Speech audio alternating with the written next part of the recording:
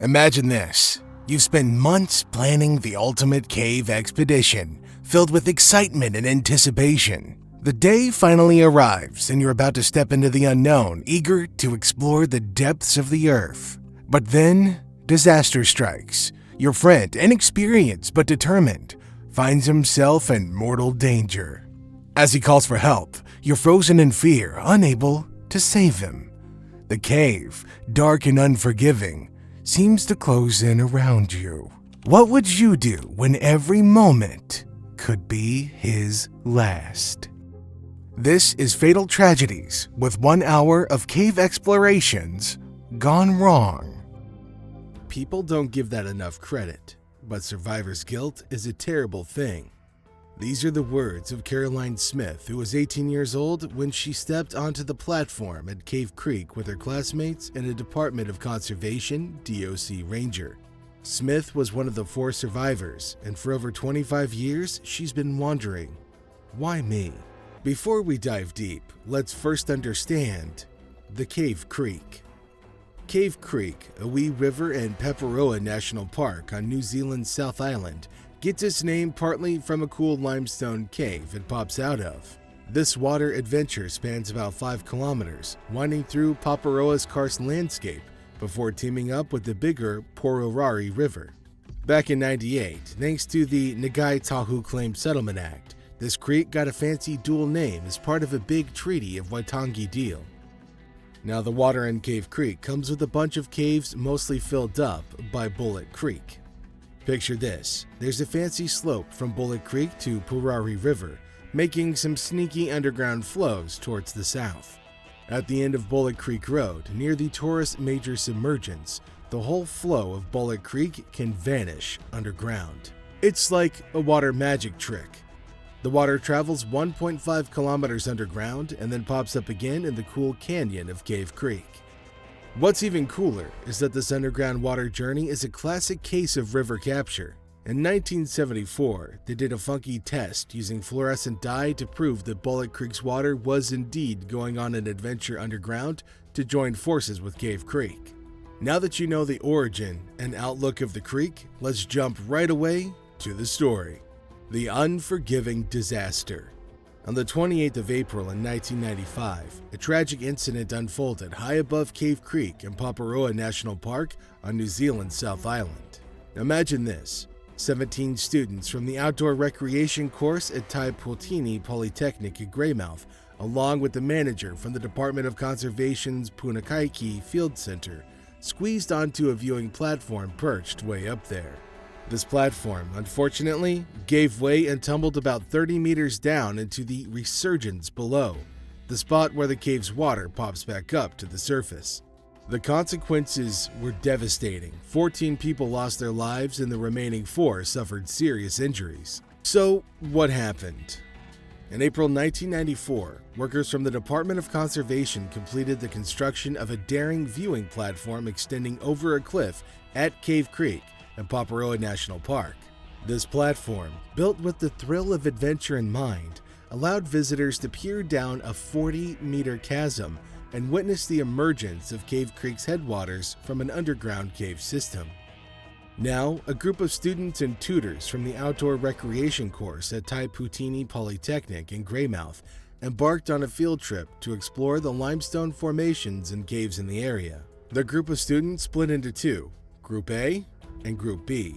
On a memorable Thursday, April 27, 1995, Group A students, led by their tutor, John Skilton, and accompanied by Shirley Slater, set out for Cave Creek. Excitement filled the air as they arrived at an interesting timber viewing platform. Nowadays, a barrier prevents people from getting too close to the edge. Among the thrill seekers was James Lynch, who shared a vivid memory. A mischievous friend once tossed an umbrella off the platform, sparking excitement as everyone rushed to see it fall. What they didn't realize at the time was the subtle bouncing motion beneath their feet. James thought it was a joke, but sadly, the seemingly harmless event later led to a tragic loss of 14 lives. Shirley Slater fondly recalls the students joking about the wooden structure at Cave Creek, unaware of the potential danger. Playful banter like, "What if we jump?" echoed as some tested the platform's bounce. However, Shirley, with her keen eye, noticed concerning signs: protruding prunes in a wavering motion. Acting swiftly, she intervened, cautioning the students against reckless leaps. She promptly alerted the unaware Polytechnic tutor, John Skilton, drawing attention to the looming danger. Later on, back at Punakaiki, after noticing the incident at Cave Creek, Shirley reported the platform situation to her boss, Stephen O'Day, the reluctantly appointed manager of Punakaiki. Despite having plans to travel north for his son's 8th birthday, Stephen decided to postpone and join the Group B students the next day to assess the platform. Aside from this crucial moment, where the flexing movement went largely unnoticed, the rest of the day for Group A passed smoothly. On the following day, Friday, April 28, 1995, it was Group B's turn for the platform visit. The day seemed full of promise for the students, among them Leanne Wheeler, who lagged behind the group while heading towards Cave Creek. Additionally, Shirley Slater encountered a mishap, slipping and twisting her ankle. Needing to relieve herself in the woods, she advised Stephen O'Day to proceed with the group of students ahead. Upon reaching the platform, the Polytechnic tutor John also wanted to rest before joining. At 11:25 a.m., as Stephen O'Day and 17 students stepped onto the platform, it unexpectedly tipped off its base, plummeting onto the rugged terrain of boulders and rocks in the creek bed below. All that was heard was an indescribable noise. The tragic incident had just unfolded, taking the victims along with it. In simpler terms, 18 souls tumbled 98 feet into the depths of Cave Creek, leaving echoes of both mystery and tragedy. Rescue attempts. After the collapse of the platform, the first group swiftly arrived at the scene. The Polytechnic tutor and 2 students descended to the site of the accident, while another conservation officer and a student rushed back for help. The race against time intensified as they sprinted to the start of the track where the group's vehicles were parked, only to find the keys missing. Undeterred, the DOC officer returned to the accident scene with warm clothing from the vans. Simultaneously, a student sprinted along the road to the state highway, clutching a note detailing the accident's location and emphasizing the urgent need for rescue helicopters. It was 12:15 p.m., nearly an hour after the tragedy, when he reached a house and contacted the Greymouth police. The good thing? The response was swift. Ambulances were dispatched from Greymouth and Westport, while helicopters in Christchurch were put on alert.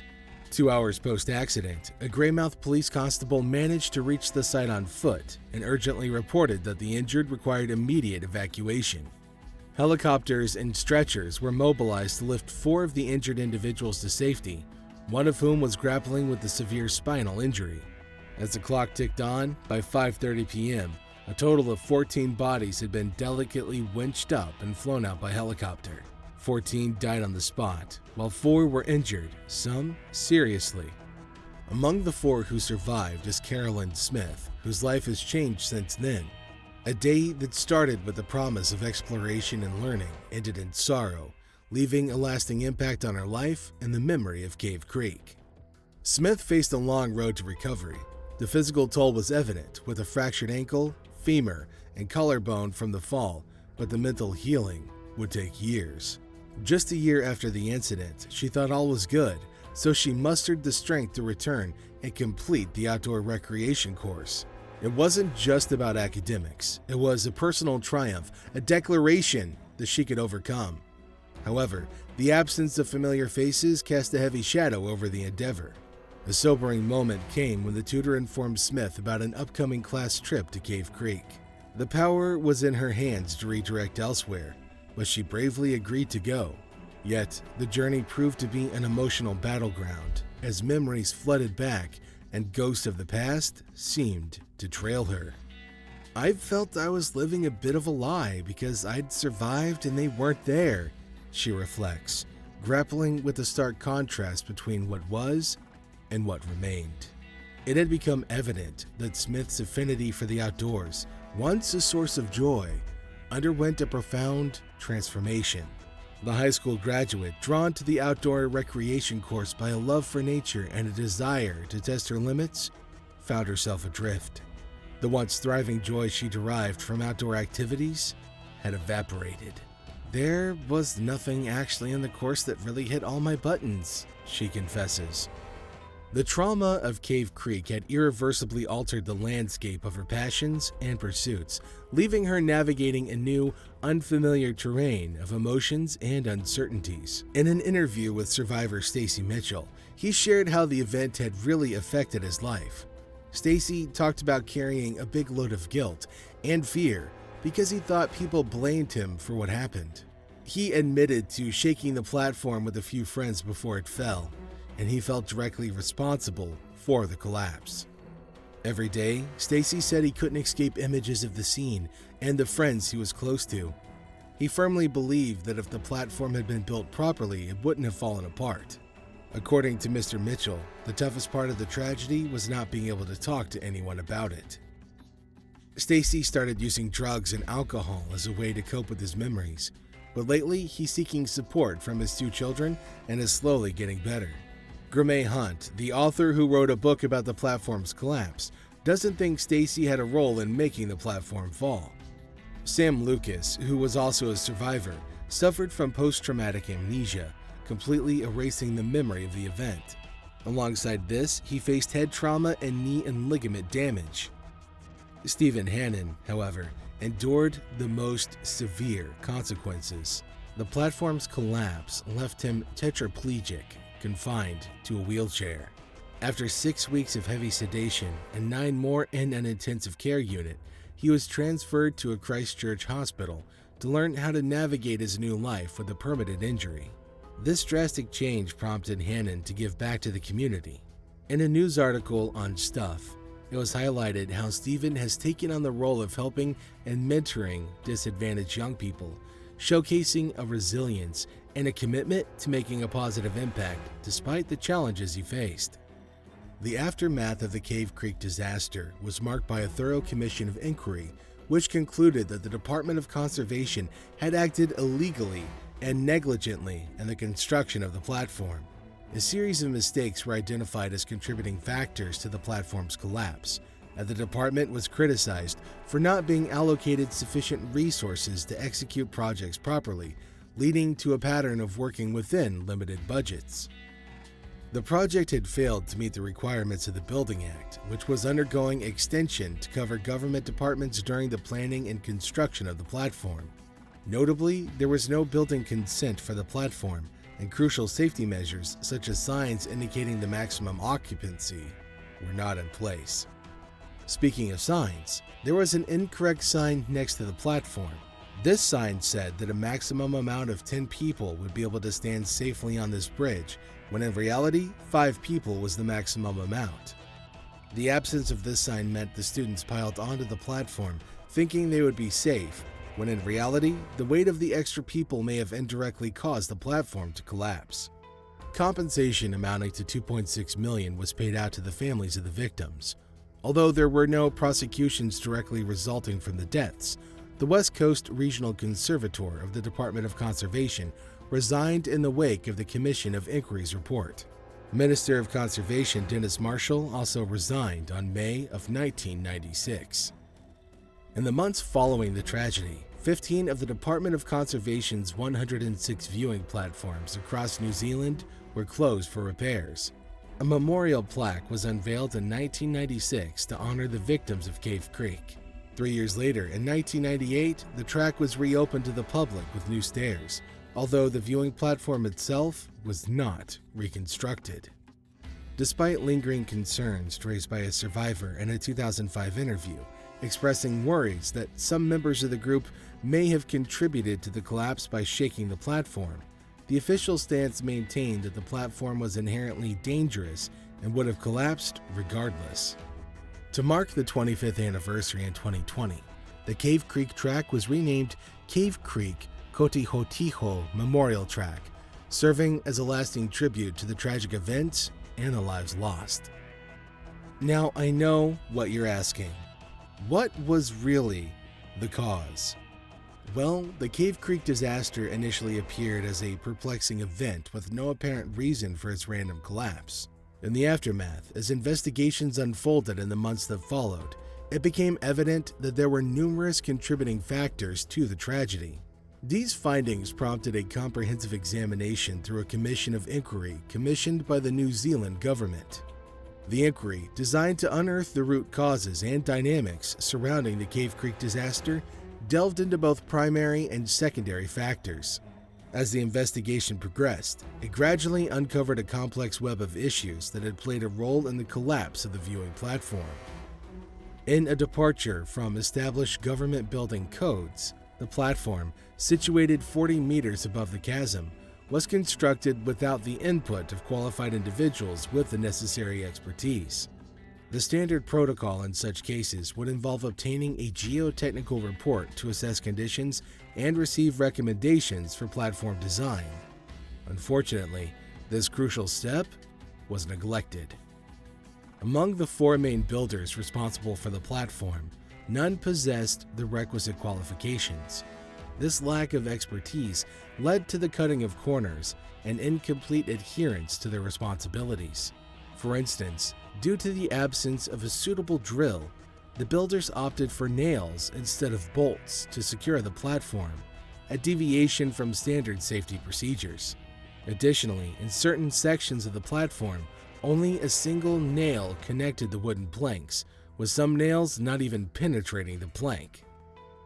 These oversights, stemming from the inexperience of the builders, emerged as critical factors that ultimately precipitated the Cave Creek disaster. To top it all, the Cave Creek platform was never inspected after it was built. However, it should have been subjected to regular checks under the Building Act. Positioned right next to the resurgence, the platform's design made it practically impossible for workers to conduct thorough inspections without dismantling parts of the structure to examine the underlying components. The inability to inspect the platform fully meant that potential issues and vulnerabilities went undetected, contributing to the unfortunate sequence of events that culminated in the collapse at Lake Creek. The absence of regular examinations and the inherent difficulty in inspecting the structure in its entirety were key factors that, when combined, led to a critical failure in ensuring the safety and integrity of the viewing platform. Speaking of critical failure and safety, next up we have the story of Sergei Koziv. Veryovkina Cave. Abkhazia, a scenic area in Georgia, backed by Russia, boasts the Earth's deepest known cave, the Veryovkina Cave. This cave has a relatively small entrance, leading to a maze of rugged passages that delve deeper into the limestone of the Earth's crust. Situated in the Veryovkina Massif of the Gagra mountain range in the western Caucasus, between the Krepost and Zont mountains, it reaches an impressive depth of 2,212 meters. The Veryovkina Massif is a massive formation of limestone, boasting layers of Upper Jurassic and Lower Cretaceous limestone that are over 2 kilometers thick. Georgia takes pride in being home to all 4 of the world's deepest known caves, with Krubera Cave holding the title before being surpassed by Veryovkina Cave at 2,205 meters. Interestingly, when Veryovkina Cave was first discovered in 1968, it was just 115 meters deep. However, through subsequent expeditions, it has steadily grown deeper, showcasing the ongoing exploration of these remarkable underground landscapes.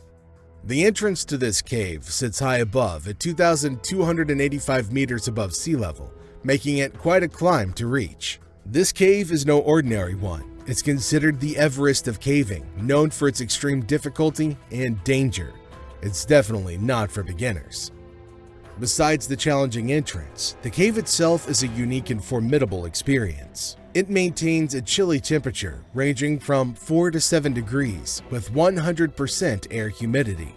The first 400 meters are incredibly rough, featuring claustrophobic passageways that add to the challenge. As you go down to around 800 meters, small rivers and tributaries appear, making parts of the cave damp and even flooded. Imagine tiptoeing along, hoping not to take an unintended plunge into the water. At the bottom lies a vast labyrinth with passages ranging from 3 to 5 meters in some places and exceeding 15 meters in others. Some passages lead to dead ends, while others are completely submerged and waiting to be explored. It's like entering a real underground adventure full of mysteries and challenges. Going from the top to the bottom and back up in this cave is no small feat for professional speleologists. It takes about a week and it's pretty risky. There was this one time when a team of these cave experts almost got in serious trouble. Buried and flooded. In 2018, this cave had a major incident the National Geographic covered. It was pretty intense, almost turning into a total disaster for the entire expedition, which included photographer Robbie Schoen. Back in March of that year, Schoen and his assistant, Jeff Wade, joined a Russian team that had already set a world record by reaching the cave's bottom. This time, they weren't trying to go deeper. They wanted a closer look at the cave and its creatures, exploring potential new passages. The expedition, led by Pavel Demidov, comprised 9 top-notch cavers armed with loads of gear, weeks' worth of airtight food, thousands of feet of rope, and climbing equipment fit for mountaineers. It took them 4 grueling days to reach the cave's bottom, squeezing through tight spaces, scaling limestone walls, and navigating muddy, water-filled tunnels. Schoen, capturing every moment with his camera, documented the journey. Then, disaster struck one morning during breakfast in the cave's deepest camp. The cavern started shaking as if an earthquake hit, and suddenly a massive torrent of white water burst out, flooding the cave. Schoen vividly remembers the sound, describing it as a deafening roar. The water, a flood pulse, rushed in violently, originating thousands of feet above the surface. Now, I know what you might think. Why not just wade in the water as it's rising and let it carry you to the surface? That might work in a swimming pool, but not a series of irregular rocky caverns where one bonk on the head can mean death. How, you might ask? Some sections were already pools requiring swimming, and others were so tight the cavers had to pull themselves through. The flood was no ordinary flow. It shot out like a fire hydrant. Schoen thought, "We've got to leave right now. If we just hang around, we're all going to die." In the face of a freight train of floodwaters, everyone rushed to the surface, sealing their suits and leaving equipment behind. Schoen, leaving everything except his camera's memory cards, stressed the urgency. The flood surge lasted 20 hours, and it was deafening. Miraculously, every expedition member made it out safely. They camped out at 6,233 feet down, taking a significant risk to sleep and recover after the harrowing experience. We can all agree that being the deepest cave in the world, it only attracts the most daring of people. One of these people was Sergei Kazif. The tragic end. Sergei was 37 years old by then and was living in Sochi, Russia. He was happily married and had 2 kids with his wife. One morning in November 2020, he said his goodbyes to them, hopped into his car, and drove off without mentioning where. Little did his family know, he had a plan, tackling the vast Veryovkina cave in Abkhazia, the neighboring country. Sergei was no stranger to sports. He was a Russian mountaineer in top-notch shape, into marathons and all sorts of athletic adventures. Despite being relatively new to caving, having tried it only twice in his hometown, Sergei thought it would be a thrilling idea to take on Veryovkina cave solo. Well, not the best plan, obviously. After a long drive to Abkhazia, he parked remotely and trekked to the cave entrance. There, he packed his things into 3 bags, hung a rope, and descended into an almost vertical shaft. In Veryovkina cave, there are 6 camps at different depths where you can take a breather.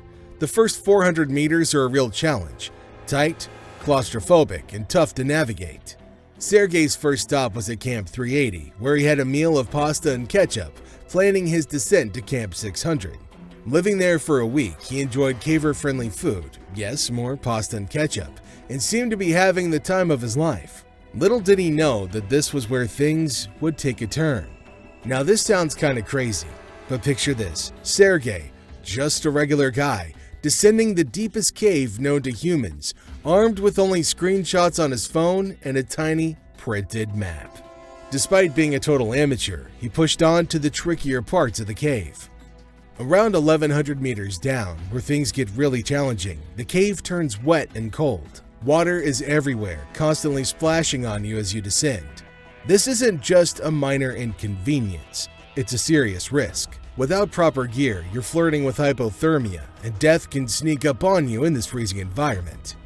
So far, Sergei was doing okay. making it as far as 1,100 meters, equivalent to 11 football pitches of hardcore caving. An impressive feat. But then, trouble struck. The running water increased, something Sergei clearly wasn't prepared for because he hadn't even brought a wetsuit. Imagine being constantly splashed with freezing cold water in a very cold place. That's a recipe for getting cold fast. His gear, from clothing to the 2 jomars without stirrups, was just not cutting it. Sergei forgot some crucial equipment, and that's when things went south. Exhausted and drenched, he tried to press on, but soon realized he was too tired and fatigued. Freezing, he made the tough call not to continue. There and then, the real struggle began. Sergei decided to ascend back up to the camp where he'd stayed for a week. The problem? The equipment he had couldn't get him back up. He tried and tried, splashed with water all the while, but he just didn't have the strength to climb without stirrups. It's unclear how long he suffered, but eventually he had to give up at the base of the well he'd been trying so hard to climb out of. In a chilling turn of events, Sergei found himself curled up, still attached to his rope, alone at a staggering depth of 1,100 meters in the world's deepest cave. Unfortunately, Sergei couldn't endure the harsh conditions and succumbed to the cold. Days turned into weeks, and his absence raised alarms. Imagine the worry and fear that filled his wife and children. The children asking their mother the whereabouts of their dad, only to be told, "I don't know either." His wife, seeing the seriousness of the situation at hand, reported him missing when he didn't return from his usual solo adventures. For 9 agonizing months, Sergei seemed to have vanished without a trace. Then, on August 4th, 2021, the Perovsky Club expedition, led by A. Baryshnikov, found a person's body 1,100 meters deep in the expansive Veryovkina cave, where they had gone for an exploration. The individual was hanging on a railing using 2 jumars with long extensions, and there were no stirrups, a serious violation of local rules. They were 3 meters above the ledge's bottom. On the ledge below, there was a transport vehicle containing 2 sealed mobile phones and a multi-tool. Something was amiss. As they reached Camp 1, they found a bag of equipment with moldy sneakers. Descending further into the cave, they discovered scattered bits of equipment, raising concerns that someone might be stuck. Their worry grew, leading them to 1,100 meters, where they found a lifeless figure curled up at the bottom of a well, still tied to a safety rope. Sergei had decomposed so much that he was unrecognizable. His equipment didn't match the cave's complexity, raising suspicions initially. It looked like a murder scene, as if someone had been placed there with minimal gear. Sergei wore camouflage overalls and trekking boots onto jamals without stirrups, a serious mistake in a cave designed for long verticals leading to exhaustion. Beside him lay his bags and the remnants of his equipment. Through notes and photos on his phone, a disturbing plan unfolded. A year-long strategy to reach the bottom of the deepest cave alone, a truly absurd idea. On August 5th, aided by the search organization Lisa Alert and guided by the Abkhaz Ministry of Internal Affairs, they stumbled upon a missing person announcement from November 2020 in Abkhazia. When they presented photographs of the found items to the presumed relative, they confirmed the identification. A crucial breakthrough came from the SIM card in the phone, which held a photograph resembling the one in the missing person's notice. This discovery added weight to the connection between the found individual and the missing persons case. Without wasting any time, on the same day, representatives from the prosecutor's office and the Ministry of Emergency Situations of Abkhazia ascended to the cave. The unfolding events were becoming a critical collaboration between search organizations and local authorities to shed light on the mysterious disappearance and discovery in the depths of the cave. Facing the challenging task of extracting Sergei from the extremely narrow cave, the rescuers were confronted with the harsh reality that a stretcher wouldn't work due to the cave's narrow passages.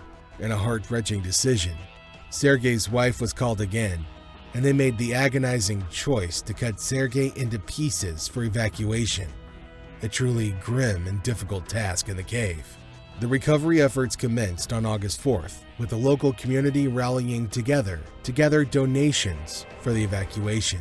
By August 11th, a team of approximately 27 climbing professionals had gathered at the cave's entrance for the extraction. Splitting into two groups, they entered the cave to prepare for the challenging task ahead. On August 13th, after navigating through the cave and facing complications due to heavy rains causing flooding, the team spent the night at Camp 1000. The following day, August 14th, the group, clad in wetsuits, descended into the wetter and more challenging part of the cave, where they discovered Sergei. The rescuers proceeded to delicately remove the body, cutting Sergei into 10 pieces and carefully packing each piece into heavy-duty bags. Over the next few days, the groups faced the arduous and laborious task of hauling these bags through tight squeezes, a truly harrowing experience. Finally, on August 16th, after 4 days of intense effort, both groups emerged on the surface, each carrying bags containing the remains of Sergei. It was later revealed that Sergei had entered the cave illegally. He shouldn't have been there in the first place, as entry requires applying and being on a register, which he was not. This also explained why nobody had initiated a search for him either. Further investigations revealed that the equipment Sergei brought into the cave was woefully inadequate, ultimately leading to his tragic demise. Sergei was later laid to rest by his grieving family, leaving behind 2 children. Despite the sorrowful circumstances, his family expressed profound gratitude and deep respect for all of those who participated in the challenging and gruesome operation. Absolutely, this is undeniably a heartbreaking story. Sergei's decision to explore the deepest cave in the world alone, leaving behind a wife and children, indeed seems quite bewildering. It appears he might have been somewhat naive about the risks involved, choosing to embark on such a perilous journey without informing anyone, while also lacking proper equipment and the necessary expertise to survive the cave. In the end, this is a tragic tale of an amateur caver attempting to conquer the world's deepest cave, and unfortunately for him, it did not end well. A commendable mention goes to the recovery team, whose strenuous efforts in extracting his body, a task that many would find unimaginably challenging, deserve recognition. Not only was it deep and dark and wet, but to think about carrying the separated remains of a human body through the cave, absolutely chilling. Our heart goes out to his family. Rest in peace, Sergei. A poignant reminder of the dangers one might face when underestimating the perils of exploring the unknown all alone. Now, if you thought this story was scary, wait till you hear the next scary tale of 3 friends who went on a cave exploration, and what was supposed to be fun turned out to be something that they would never forget for the rest of their lives. William Coughlin, a 27-year-old from Oak Forest, was an environmentalist and a camping enthusiast who had a deep love for the outdoors. He spent much of his time with friends in the woods or by the water, enjoying nature. His mother, Marge, shared that William had a special bond with wild animals.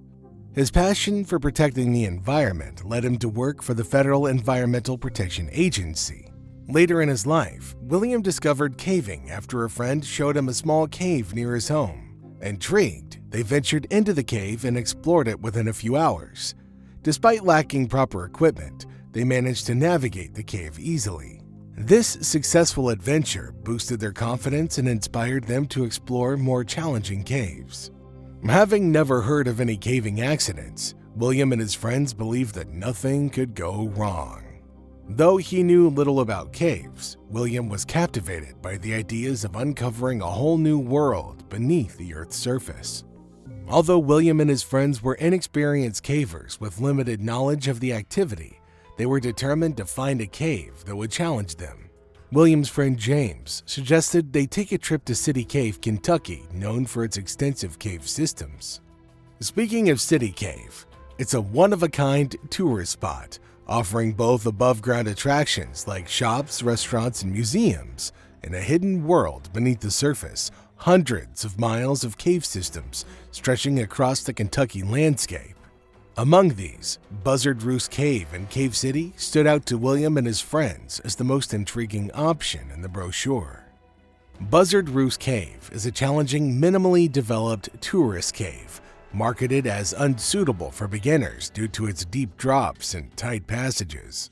The cave's sharp stalactites and stalagmites might not seem dangerous on their own, but combined with the uneven and slippery cave floor, they posed a serious risk of injury or even death. This trip would be the friends' first organized caving adventure. William was particularly excited, as he rarely planned trips that took him far from home. The element of danger thrilled them, and they were eager to take on the challenge.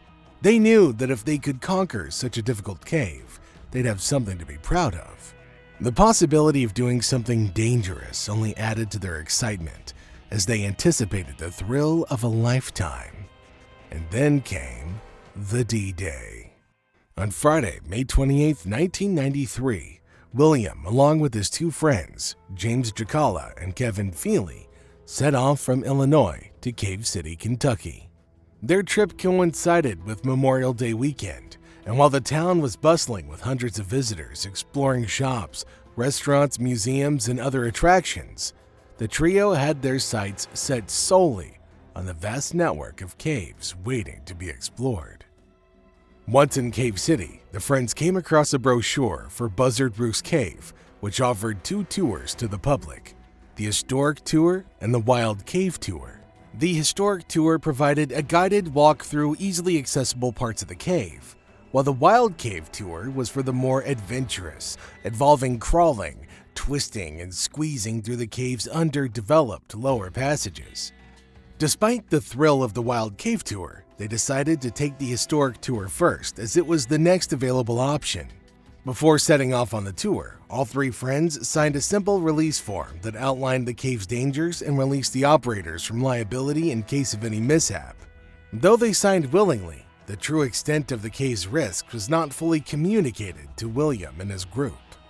William had no idea about the risks inside the cave before signing the release form.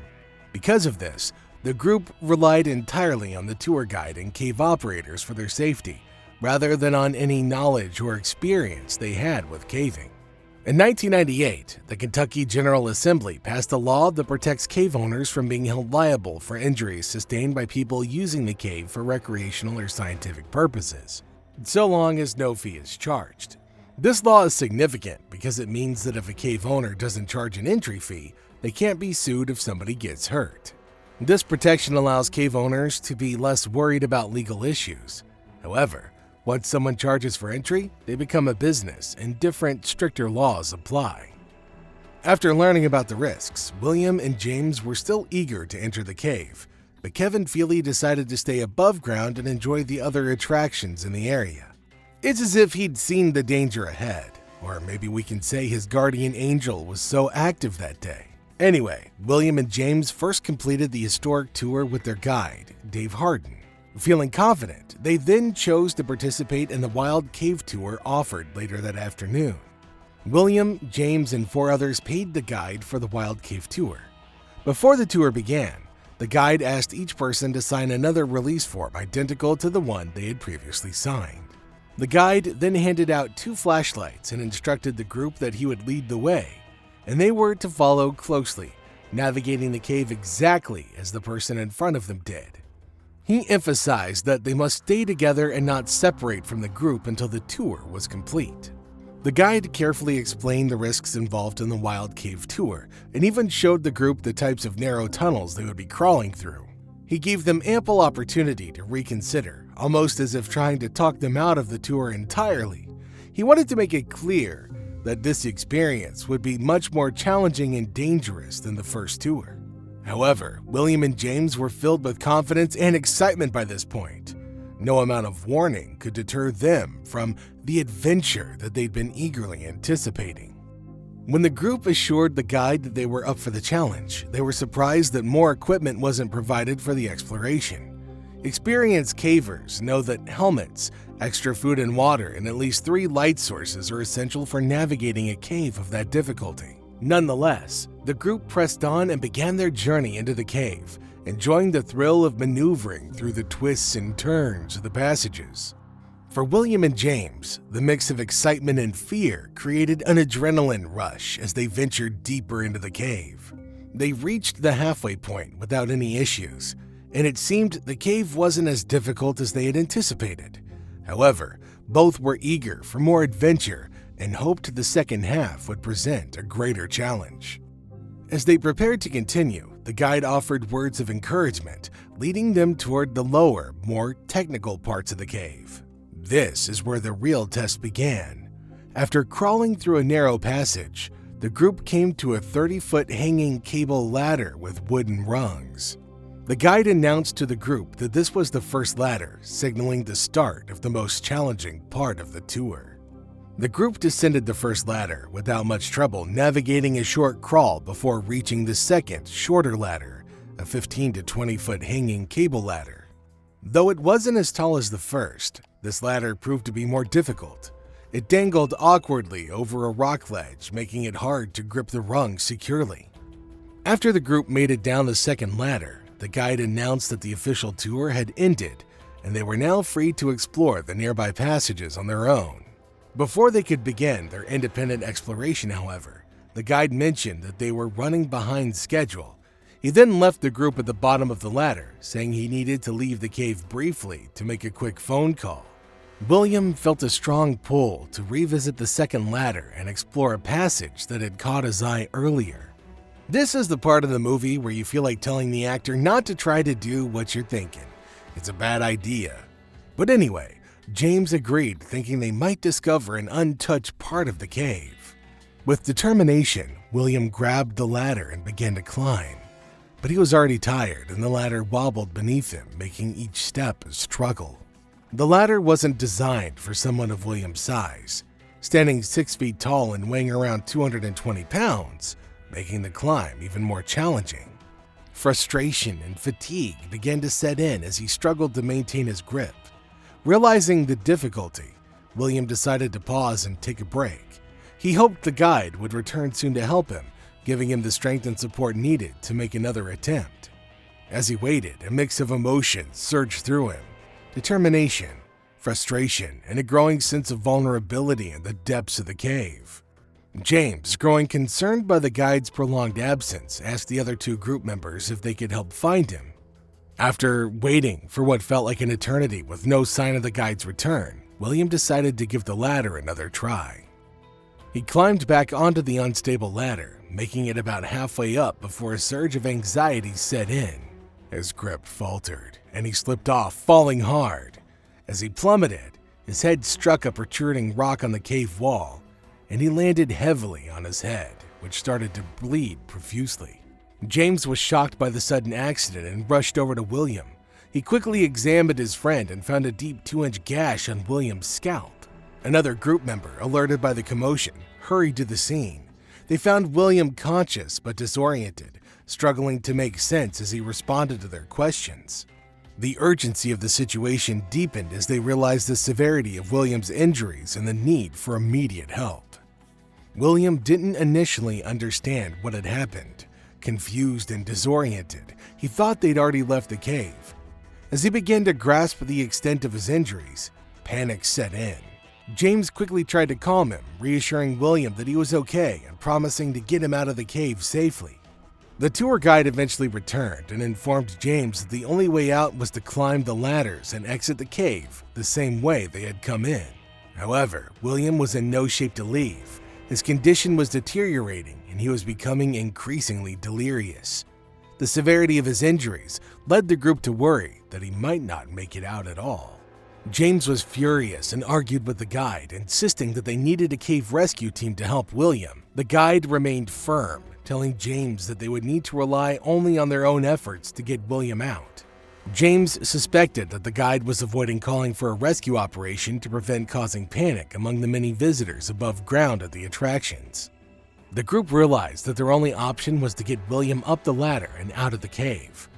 Working together, they managed to push and pull William up the ladder, overcoming this first major hurdle.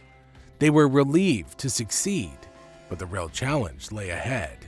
The next obstacle was a narrow V-shaped passage that was claustrophobically tight. The rough, sharp edges made it difficult to grip, and there was a real risk of getting wedged in if they didn't navigate carefully.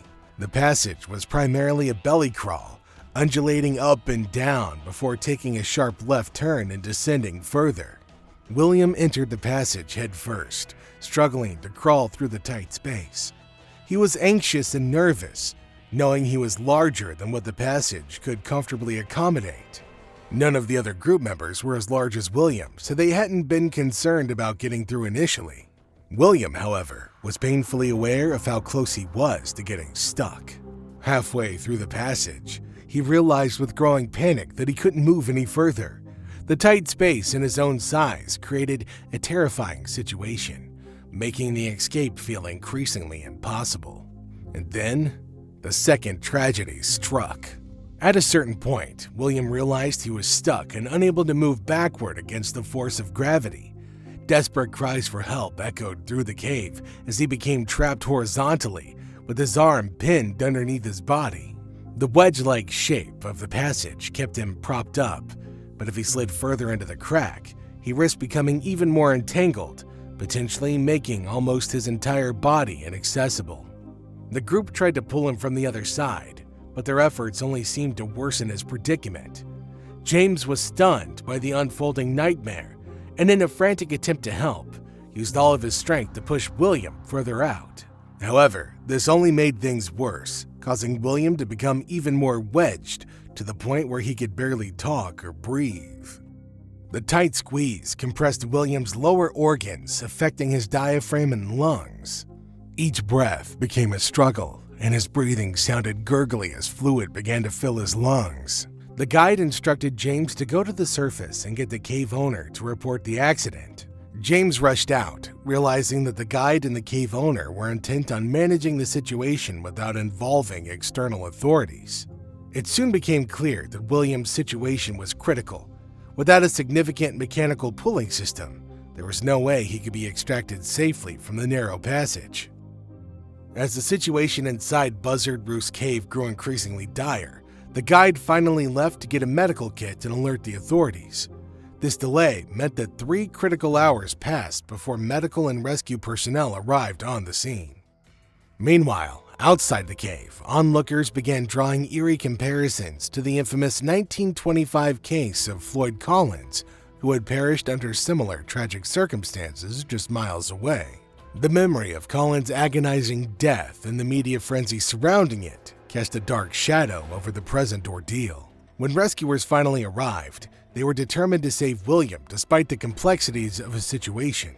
The cave's temperature had plummeted to around 44 degrees Fahrenheit, and William was trapped in a particularly challenging position, angled downward with his arm pinned beneath him. This made every attempt to reach or move him excruciatingly difficult. The rescue team worked tirelessly, setting up a pulley system to pull William from the tight crevice. Despite their efforts and the use of chemical heat blankets to stave off hypothermia, William's suffering intensified. The rescuers made some progress, but each movement caused him significant pain, leading him to moan and groan. As hours stretched into Saturday, their attempts to free William proved fruitless. Tragically, after 17 grueling hours of effort, William was pronounced dead. The rescue operation continued for another 7 hours as around 50 workers painstakingly used ladders and ropes to hoist his body from the cave.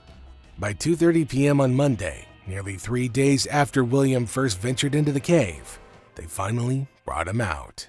Mike Swift, the Barron County coroner, confirmed that William's death was due to compressive and positional asphyxia, with the head contusion being a secondary issue. The primary cause of death was the severe trapping that compromised his ability to breathe.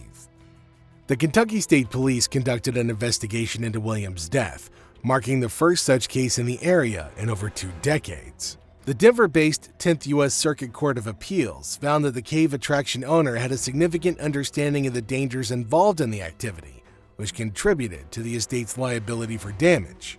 The court noted that the waiver signed by William was more of a generic disclaimer than a clear warning of the specific risks that he faced. In the end, the court ruled that William's family was entitled to damages for the tragedy, recognizing the failure to adequately inform and protect the inexperienced caver. Speaking of inexperienced caver, the heart-wrenching last words after John Edward Jones got stuck inside Utah's Nutty Putty cave and died there in 2009, with Jones' body forever sealed inside. I'm going to die right here. I'm not going to come out of here, am I? The fateful descent begins. On the night of November 24th, 2009, a few days before Thanksgiving, John Edward Jones, 26 years old, entered the Nutty Putty cave around 8 p.m. Alongside his 23-year-old brother Josh and 9 other friends and family members, they chose to explore the cave as a pre-holiday bonding experience. Josh wasn't John Edward Jones's only brother. He was born into a large family of 5 boys and 2 girls, with an extended family of 16 nieces and nephews. A devout Christian, John's family later described him as having a good nature, delightful sense of humor, strong work ethic, a genuine love of people, a masterful ability to relate to children, a love of and unwavering faith in the gospel of Jesus Christ, and his commitment to his family as an amazing husband, father, son, and brother. At 26, John was enjoying the best part of his life. He was married to Emily, and together they had a 1-year-old daughter. Even more, they had another child on the way who was due on June 13th, but was actually born 2 days after, on the 15th. He was attending medical school in Virginia and had returned to Utah for a laid-back holiday break with his family. Unfortunately, things didn't go as planned. It had been a long time since John had explored any caves. Standing at 6 feet tall and weighing 200 pounds, he wasn't the little kid he used to be.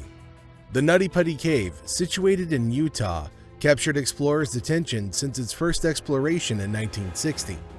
Its fame soared due to its tight, slippery passages filled with twists, turns, and squeezes.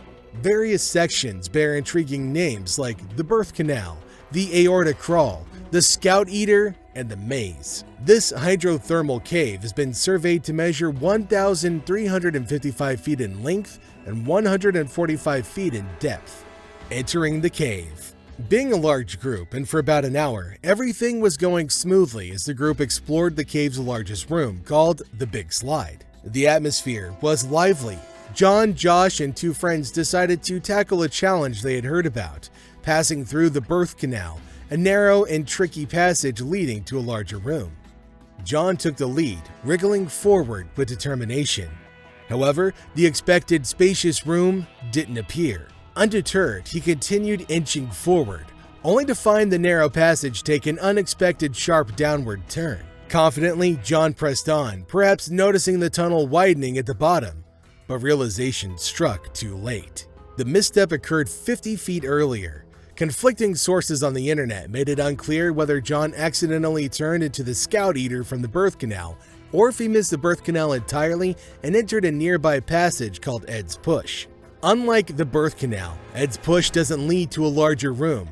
It's a dead end, especially for a 6-foot-tall, 200-pound man. To complicate matters, John found himself in a fissure that descended nearly straight down, leaving him unable to turn back.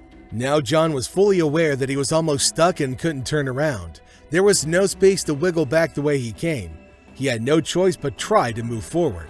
Attempting to make his way through a passage barely 10 inches wide and 18 inches high, about the size of a clothes dryer opening, he tried to exhale to reduce the air in his chest.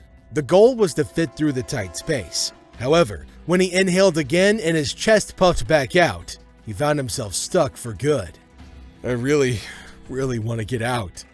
When John's brother Josh discovered him, desperation filled the air. Despite Josh's futile attempts to free John, he slid even deeper into the unforgiving passage, now trapped more severely. With his arms pinned beneath his chest, a profound sense of helplessness engulfed John. In the suffocating darkness of the cave, where prayers seemed to echo, both devout Mormons, John and Josh, turned to a heartfelt plea. "Guide us as we work through this," Josh prayed, while John, facing the abyss, whispered a desperate appeal. "Save me from my wife and kids." In the cavern's depths, time stood still as Josh, with a heavy heart, scrambled towards the cave's exit to summon help. Yet, even with assistance on the horizon, John remained trapped 400 feet into the cave, 100 feet below the Earth's surface. The challenge of bringing aid, equipment, and hope down that cavernous depth took an agonizing hour. The first ray of hope arrived in the form of Susie Matola, a compassionate woman who reached John around 12:30 a.m. on November 25th, 3.5 agonizing hours into his entrapment. Even though all she could see was a pair of navy and black running shoes, she introduced herself to John, reestablishing a human connection in the pitch-black abyss. "Hi, John. My name's Susie. How's it going?" "Hi, Susie. Thanks for coming," John said, "but I really want to get out." As the night unfolded, a multitude of rescuers flooded in, their faces etched with determination. The rescue team engaged in a flurry of brainstorming, exploring one plan after another. Every possibility was considered, from lubing the cave walls to using a rescue rope threaded through climbing cams, with one end secured around John's legs and the other pulled by the team. Simultaneously, they attempted to drill away rock chunks near John, but the hardness of the material and the awkward position made progress slow and agonizing. Despite an hour of drilling, they managed to penetrate only a couple of inches into the unyielding rock. In the cramped confines of the narrow cave, the rescuers adapted, attempting a rope pulley system anchored by bolts drilled deep into the cave walls. The challenging dimensions of the cave further intensified the difficulty. Despite a robust team of rescuers, volunteers, emergency services, and a hovering rescue helicopter outside, only one person could directly access John.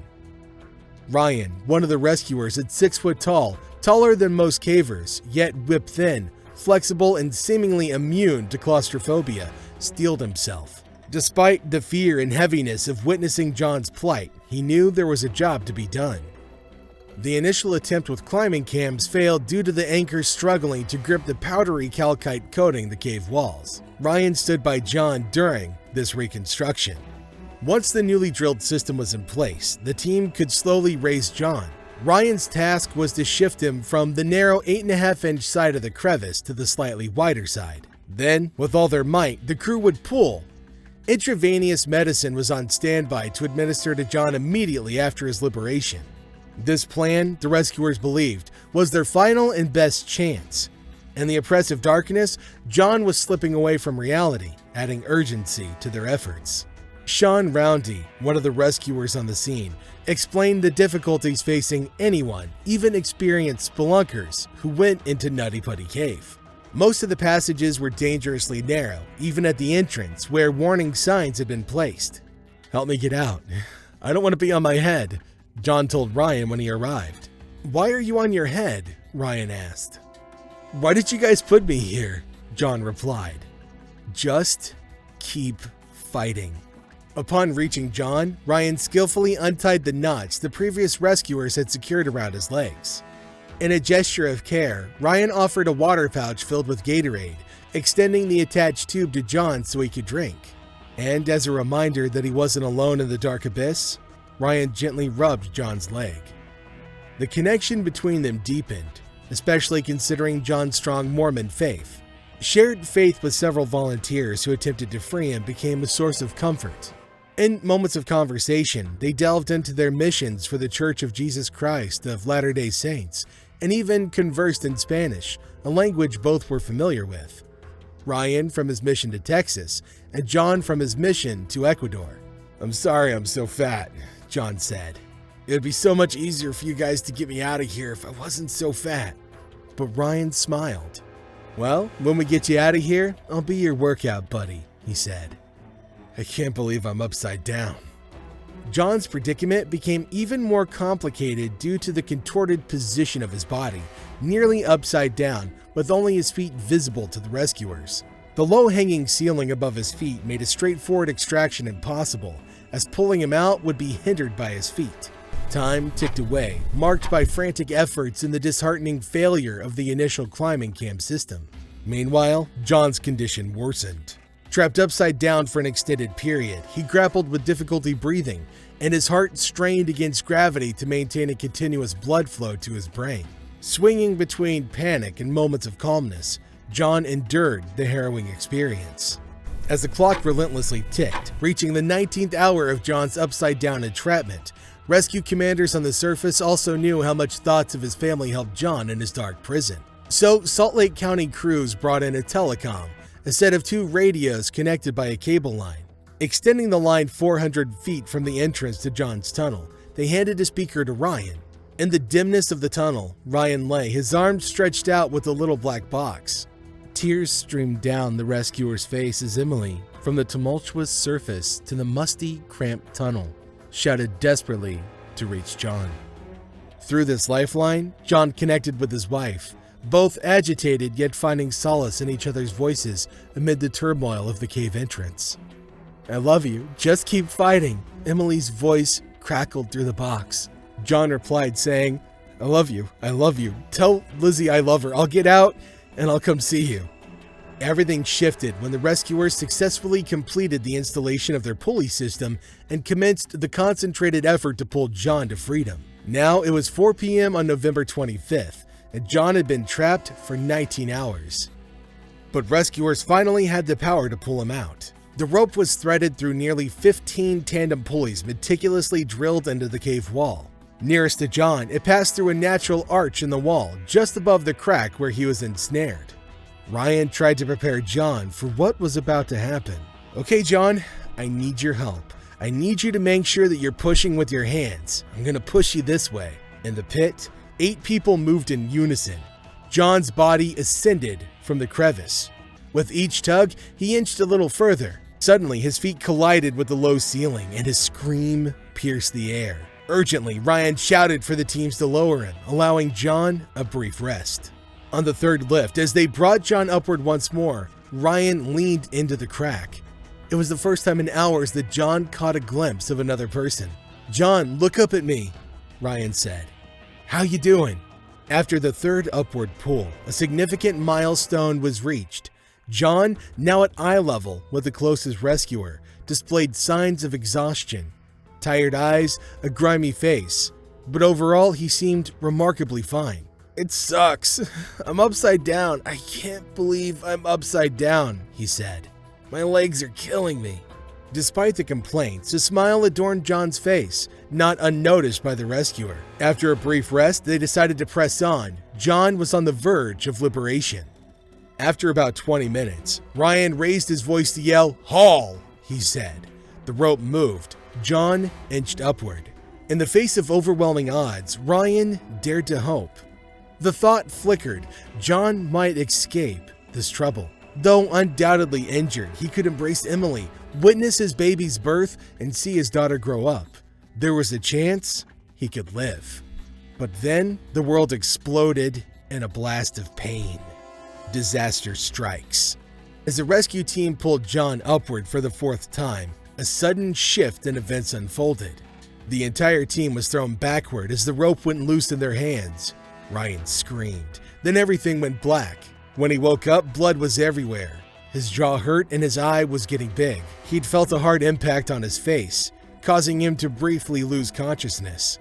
Amidst the settling dust, he realized that the stone arch near John's legs, where the rope was tied, had shattered, and the closest key bolt had broken off. But where was John? Disoriented, he couldn't locate John in the dust, but soon the grim reality emerged. John had slid back down the crevice, seemingly even deeper than before. He'd landed on his head again, but he didn't look worse. Ryan, with the nearly split tongue, tried to talk and be reassuring.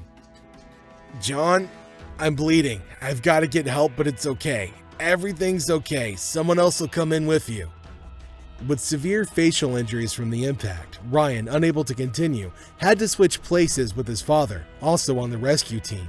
When his father reached John, it became evident that John's breathing had become shallow and infrequent, a struggle for life. Calls for John went unanswered, and the rescuer, in a desperate attempt to secure the rope around John's waist, became stuck himself. After a harrowing escape, he drilled a new hole for the pulley and crawled out of the cave, exhausted, to be replaced by another rescuer who reached John but couldn't make contact. A medical professional eventually entered the cave and reached John. At midnight on November 25th, John was pronounced dead at the age of 26. Despite the efforts of 137 rescuers toiling for 27 hours, they left the site with empty hands and heavy hearts. One rescuer expressed that it was the toughest rescue in his 29 years of being a search and rescue volunteer. The following day, authorities deemed it too difficult and perilous to retrieve John's body from the cave, leaving Nutty Putty Cave as John Edward Jones' eternal resting place. A week later, public authorities decided to permanently close Nutty Putty Cave to the public, sealing it for good. In memory of John, his family placed a plaque at the cave entrance, ensuring that his legacy remained etched into the cavern's history. However, the cave was reopened again on May 18, 2009. After it was reopened for everyone, there was a new way to apply to go inside. This was done to make sure people who wanted to explore the cave knew how to stay safe underground. Thanks for joining us on this intense, emotional journey. But before you go, we've got one question for you. What's the most dangerous adventure you've ever taken on? And out of all of the tragic tales that we've shared, which one stands out as the most heartbreaking to you? We'd love to hear your thoughts. Drop your story in the comments down below. And if you want more gripping content like this, don't forget to like, subscribe, and ring the bell. Until next time, stay bold, stay curious, and stay safe.